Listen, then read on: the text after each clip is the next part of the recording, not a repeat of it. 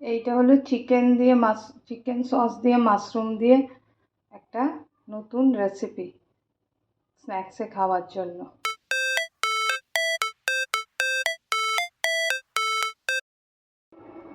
আজকে আমি আপনাদেরকে মাশরুম আর চিকেন সসেস দিয়ে একটা রেসিপি দেখাচ্ছি।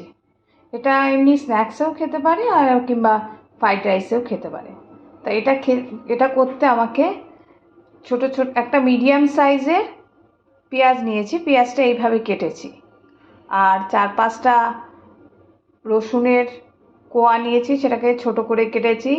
কিছু আদা ছোট করে কেটেছি, আর অর্ধেক একটা টমেটো এইভাবে কেটেছি, আর একটা ক্যাপসিকামকে এইভাবে কেটেছি, আর 2টো লঙ্কা চিড়ে রেখে দিয়েছি, আর 6টা চিকেন সসেস সেগুলোকে এইভাবে কেটে রেখেছি, আর 7-8 পিস মাশরুমগুলোকে এইভাবে কেটেছি। এবার দেখাচ্ছি কিভাবে এটা করব। প্রথমে আমি প্যানের মধ্যে 3 চামচ অয়েল নিলাম। এবার তেলটা গরম হয়ে গেছে, আমি তেলের মধ্যে প্রথমে রসুন দিচ্ছি,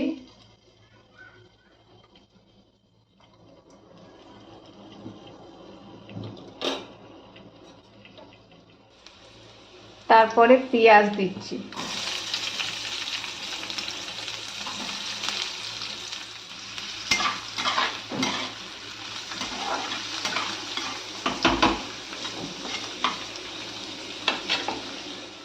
পেঁয়াজটা অল্প অল্প ভাজা ভাজা হয়ে এসছে। এবার এটার মধ্যে আদা দিলাম,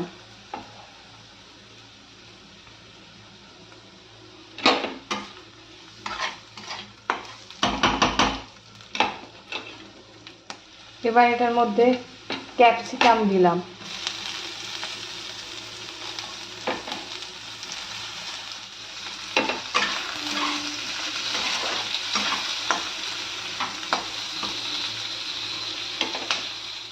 এবার এটার মধ্যে টমেটোটা দিলাম, আর ওই লঙ্কাটা কুচি রেখেছিলাম ওটা দিলাম।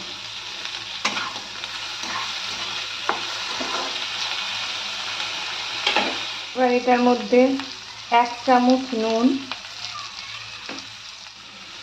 1 চামচ ভিনেগার, আর মাশরুমটা দিয়ে দিলাম,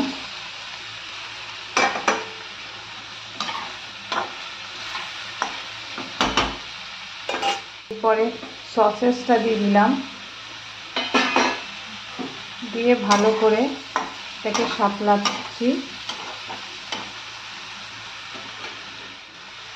অল্প একটু সোয়া সস দিলাম,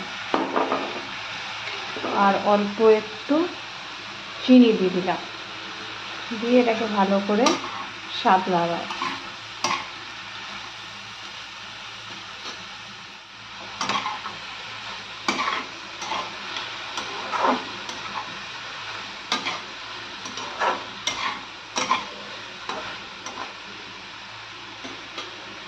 এটাকে 10 মিনিট চাপা ঢাকা দেব, কারণ ওই মাশরুম থেকে জলটা বেরিয়ে যাবে। এবার ঢাকনাটা খুললাম, এখনো জল আছে। এটার মধ্যে আমি একটু হলুদ গুঁড়ো দিয়ে দিলাম, আর অল্প একটু লঙ্কা গুঁড়ো দিলাম, দিয়ে এটাকে ভালো করে মিশিয়ে নেব। এখনো জলটা আছে, এটা টেনে নেবে জলটা। আর একটু সোয়া সস দিয়ে দিলাম,